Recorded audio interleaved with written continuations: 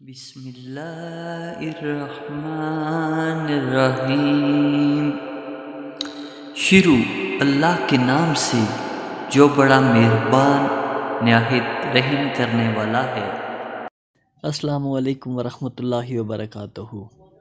حافظ پاکستان مولانا مودودی رحمۃ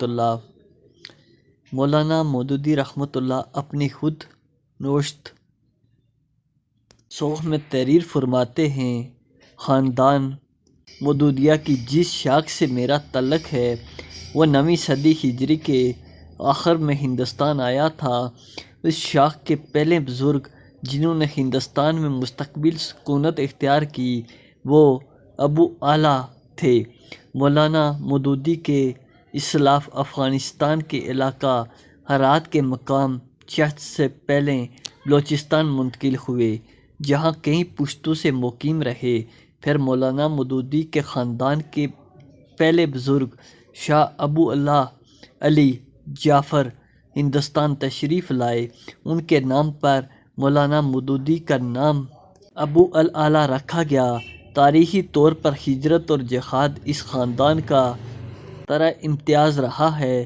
مولانا مودودی نے اپنے خاندان کی روایات قائم رکھتے ہوئے علامہ اقبال کے کہنے پر حیدرآباد دکن سے ہجرت کر کے پنجاب کے علاقہ پٹھان کوٹ میں دین اسلام کی خدمت کے لیے منتقل ہوئے۔ ہمیں معلوم ہے کہ پاکستان اسلام کے نام پر بنا تھا۔ تحریک پاکستان کے دوران بر عظیم کے مسلمانوں نے پاکستان کا مطلب کیا ہے، لا الہ الا اللہ کا نعرہ لگایا تھا۔ قائد اعظم نے پاکستان بننے ہی اپنے وعدے کے مطابق پاکستان میں اسلامی نظام حکومت قائم کرنے کے لیے کئی کام کیے تھے۔ پاکستان بننے کے فوراً بعد مولانا مودودی کو قائد اعظم نے کہا کہ پاکستان میں اسلامی نظام کے قائم کرنے کے طریقے قوم کو بتائیں۔ مولانا مودودی نے ریڈیو پاکستان سے کئی دن تقریر نشر کر کے اسلامی نظام حکومت کے قیام کی تشریح کی تھی۔ یہ تقاریر اب بھی ریڈیو پاکستان کے ریکارڈ اور کتابی شکل میں موجود ہیں۔ قائد اعظم کی وفات کے بعد حکمرانوں نے پاکستان کو اس کی اسلامی احساس سے ہٹا دیا۔ مولانا مودودی نے جماعت اسلامی کی تشکیل سے پہلے مسلمانان بر اعظم کے سامنے ایک عرصہ تک اسلامی نظام حکومت کی افادیت اپنے رسالے ترجمان القرآن میں بیان کرتے رہے۔ ترجمان القرآن علامہ اقبال کے مطالعہ میں رہتا تھا۔ مولانا مودودی کے نزدیک جماعت اسلامی اسلام کے کسی جزوی کام کے لیے نہیں بلکہ پورے کے پورے اسلام کے نفاذ کے لیے بنائی گئی، دنیا میں رائج اللہ کے باغی نظام کو تبدیل کر کے حکومت عالیہ اسلامی نظام حکومت یا نظام مصطفیٰ نام کوئی بھی ہو، اللہ کی زمین پر اللہ کے کلمے کو بلند کرنے کے لیے بنائی گئی۔ اس پالیسی پر جماعت اسلامی اب تک قائم ہے اور انشاءاللہ جب تک اللہ کی زمین پر اللہ کا نظام قائم نہیں ہوتا اس کی جدوجہد جاری رہے گی۔ 1941 میں پنجاب کے شہر لاہور میں 75 افراد اور 75 روپے اور کچھ آنے کی رقم کے ساتھ جماعت اسلامی قائم ہوئی۔ جماعت اسلامی نے عصری تقاضے کے مطابق پرامن جمہوری جدوجہد کر کے اللہ کی زمین، اللہ کے نظام کو قائم کرنے کی جو پالیسی شروع کی تھی اسی پر ہی کام کر کے تبدیلی لانا چاہتی ہے۔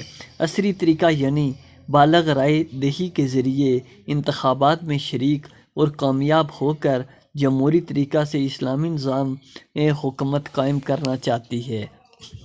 مروجہ جمہوری انتخابات کے ذریعے نظام حکومت تبدیل کرنے کا طریقہ ہی جائز اور جمہوری ہے۔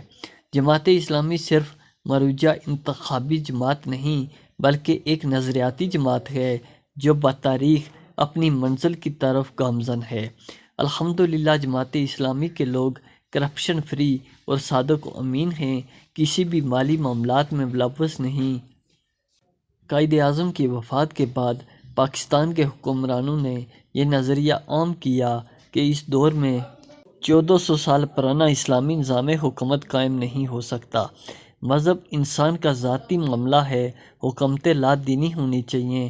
مولانا مودودی نے قائد اعظم کے اسلامی ویژن کے مطابق پاکستان میں اسلامی نظام کے لیے جماعت اسلامی بنائی، جو پاکستان میں مکمل اسلامی نظام لانا چاہتی ہے۔ اسی طرح مولانا مودودی قائد اعظم کے حقیقی جانشین ہیں۔ مولانا مودودی پاکستان کے اسلامی ویژن کے محافظ کے طور پر سامنے آئے، لہٰذا مولانا مودودی پاکستان کے محافظ ہیں۔ مولانا مودودی پاکستان میں مکمل اسلامی نظام رائج کرنے کا ذریعہ عام کیا۔ مولانا مودودی کی اس کامیابی پر پاکستان کی ساری سیاسی پارٹیاں اپنے اپنے انتخابی منشور میں اسلام لانے کا وعدہ کرتی رہی، دھاندلی سے الیکشن جیت کر اپنے وعدے پر عمل نہیں کرتی۔ انشاءاللہ ایک وقت آئے گا مولانا مودودی کی بنائی ہوئی جماعت اسلامی کے ذریعے ہمارے ملک اسلامی جمہوریہ پاکستان میں مکمل اسلامی نظام میں حکومت قائم ہوگا، پھر آسمان سے رزق نازل ہوگا، زمین اپنے خزانے